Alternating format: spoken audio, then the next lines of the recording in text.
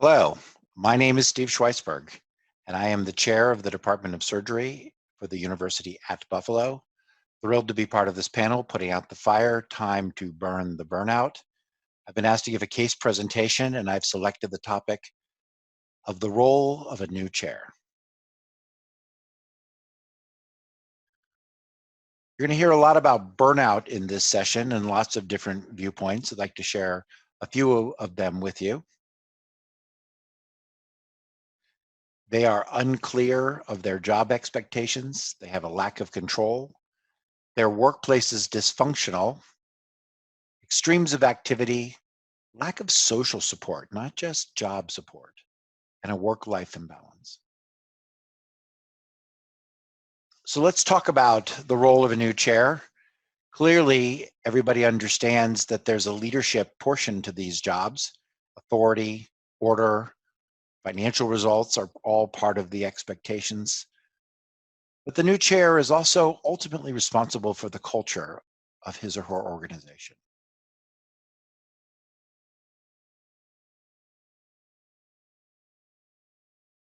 What is the purpose of your organization? Do you have a culture of respect? Is there a culture of caring? Do people enjoy working in your department? But what I want to focus on today is the responsibility of leadership and culture on the topic of safety. It's important that leaders make everybody feel safe around them. If you're a Simon Sinek fan, you can watch this on one of his TED Talks. But at the end of the day, no matter how smart you are and how good a strategist you are, the maxim that culture eats strategy for breakfast is really true. So for me as a new chair, I was confronted early with what does zero tolerance really mean? I've had the pleasure and honor of leading 2 departments, and in the second go around in 2015, I was confronted immediately with the fact that one of our new hires refused to take a drug test. What did that really mean? What would my position be? This individual was a former resident, very popular amongst the residents that were still in the program. And would I tolerate somebody not be willing to take a drug test? The answer for me was no.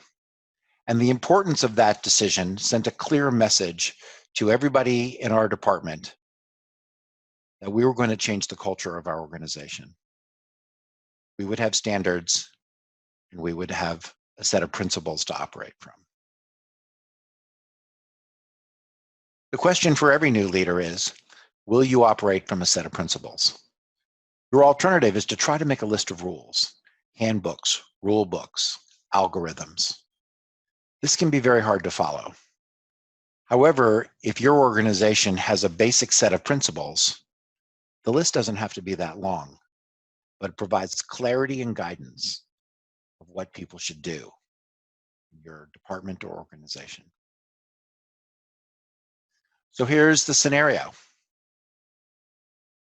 In my second year there, a long-standing physician, surgeon, hundreds of procedures a year, an asset to the healthcare organization in terms of their contribution margin, had an unwarranted touching experience with a member of the staff. I was confronted immediately by the staff member who said, "I don't know what to do." This is a moment of leadership.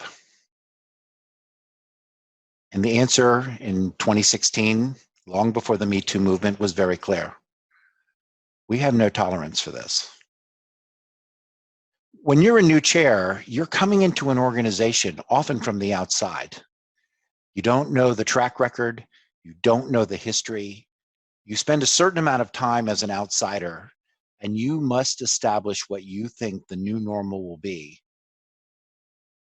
in terms of caring, respect, safety, and your culture. The impact on burnout is very clear, as I hope I've already mentioned, and that is the crisis. What you find in the culture is that there's often been a code of silence. I immediately reported it to the university. I asked the staff member to make a claim who was very hesitant to do so for all the appropriate reasons. But I reassured her that no surgeon, no other surgeon in the organization wanted anybody to feel unsafe. What I then learned was this wasn't the first event, the second event, third event, maybe not even the fourth event. Why had this been tolerated?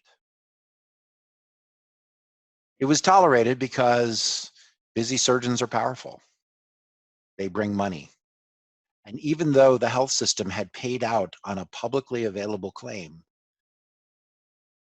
they continued to employ him. My choices were clear. You have to stand for something. And I removed this individual from the organization.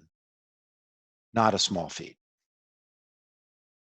The impact on the organization was pretty strong. People came up to me and thanked me. A few people said, why would I do such a terrible thing? They didn't have the facts. But my position on the safety of all of those around us was unmistakably clear. It was a principle that everybody could rally around. A few years later, when a surgeon not in our practice had a similar set of events, the details were very different, my position was unchanged because we operate from a set of principles. We need to create a culture of safety, and that is incredibly important to reducing the threat of burnout in an organization.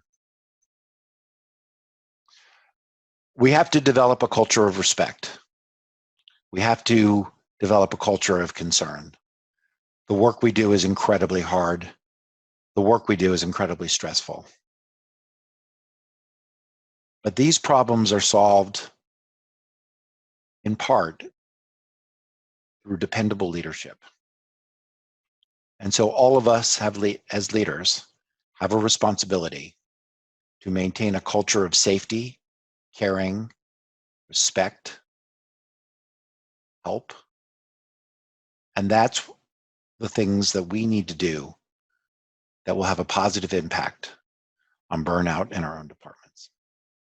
Thanks for listening.